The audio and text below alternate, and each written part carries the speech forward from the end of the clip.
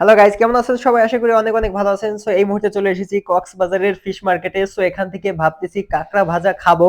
So অনেকদিন ধরেই ভাবতেছিলাম, বাট কক্সবাজারে যেহেতু এসেই পড়েছি, সো সামুদ্রিক যে কাঁকড়াগুলো রয়েছে এগুলো আজকে খাওয়ার একটা ট্রাই করে দেখবো কেমন হয়। সো আপনারা দেখতেই পাচ্ছেন কক্সবাজারের যে ফিশ মার্কেটে প্রচুর পরিমাণে ফিশ কিন্তু এখানে পাবেন। সবই সামুদ্রিক ফিশ এবং এখানে নদীর তেমন কিছু পাবেন না। সবই সমুদ্রের মাছ, যে মাছগুলো কিন্তু অসাধারণ এবং আমার কাছে খুবই আননোন মাছগুলো। দেখেন, একটা ভাই এসেছে একটা অক্টোপাস খাওয়ার জন্য। সো তিনি এখানে দরদাম করতেছে এই অক্টোপাসটা, দেখতে পাচ্ছেন অক্টোপাসটা কিন্তু ইতিমধ্যে মরে গিয়েছে। সো এই অক্টোপাসটা তিনি যে দাম বলতেছে 900 টাকা, যদি ভেজে রান্না করে দেয় 1100 টাকার মতো আর কি চাচ্ছে।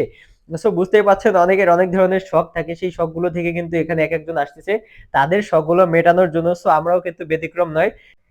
সো দেখতেই পাচ্ছেন আমরা কিন্তু এখন অপেক্ষা করতেছি কখন আমাদের সামনে এটা রেডি হয়ে আসবে। সো তারা ভাজতেছে, বললো যে কয়েক মিনিট সময় লাগবে, বেশি সময় লাগবে না।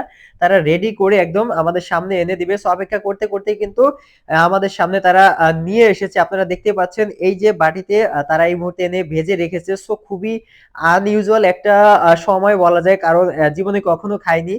বাট সমুদ্রের কাঁকড়া এটার প্রতি একটা আগ্রহ ছিল, সেইটা থেকে এখন দেখতে পাচ্ছি তারা ভেজে কিন্তু একদম রেডি করে আমাদের সামনে এনে দিয়েছে।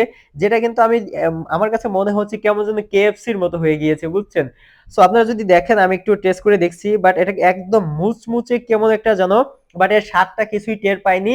জাস্ট একটা মুচমুচে মুখের ভিতরে এরকম একটা, যেরকম চিপস থাকে না, চিপসের মতো আর কি অনুভব হচ্ছিল। বাট এটার স্বাদটা কিছুই বুঝতে পারছিলাম যে আসলে কি খাচ্ছি এবং এর স্বাদটা কেমন।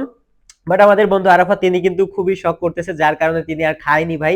দুই এক কামড় খেয়ে তিনি শেষ করে দিয়েছে ভাই, তিনি আর খেতে পারেননি। বাট আমি চালিয়ে গিয়েছি যতক্ষণ মুখে চলেছে ভাই, চালিয়ে দিয়েছি, টাকা দিয়ে কিনেছি। টাকাটা তো আর জলে ফেলতে পারি না ভাই, খাওয়া দাওয়া সব শেষ হয়ে গিয়েছে। দেখেন মুখ টুক মুছে কিন্তু আমরা এখন অপেক্ষা করতেছি